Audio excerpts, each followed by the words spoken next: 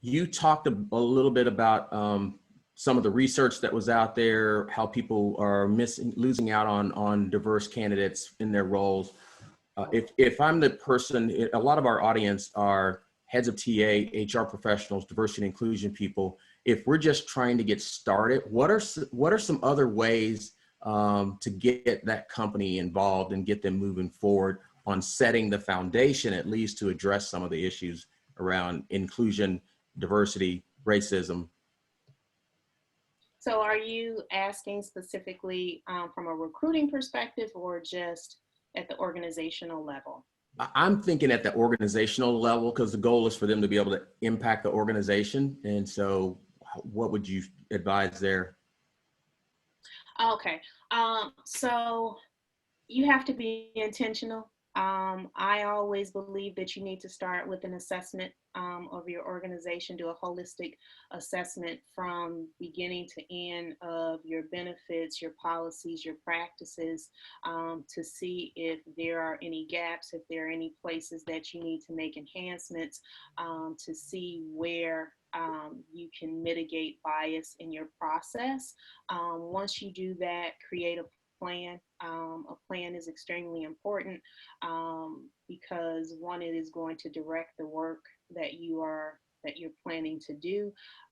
But we also know good intentions don't always yield results. Plans don't always yield results, but you have a better chance of being effective with the plan.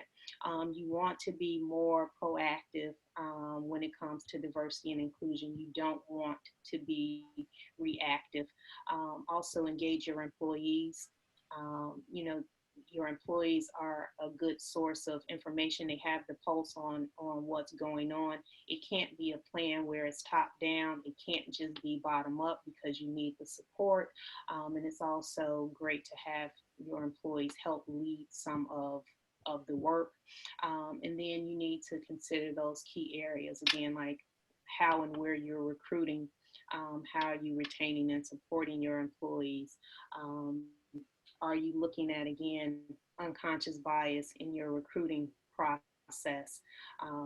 Are you Do you have diverse interview panels? You know, are you looking to, I shouldn't say looking, but do you have and I'm sorry, I'm getting a bit tongue tied here.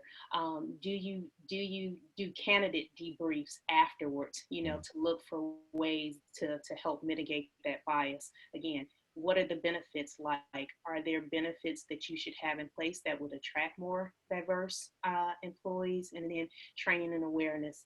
You know, start having those tough conversations. It's not easy. Talk about unconscious bias. Talk about intersectionality, privilege, allyship. All of those things matter, and they start to lay the foundation and help you create the culture and the workforce environment that you're looking for.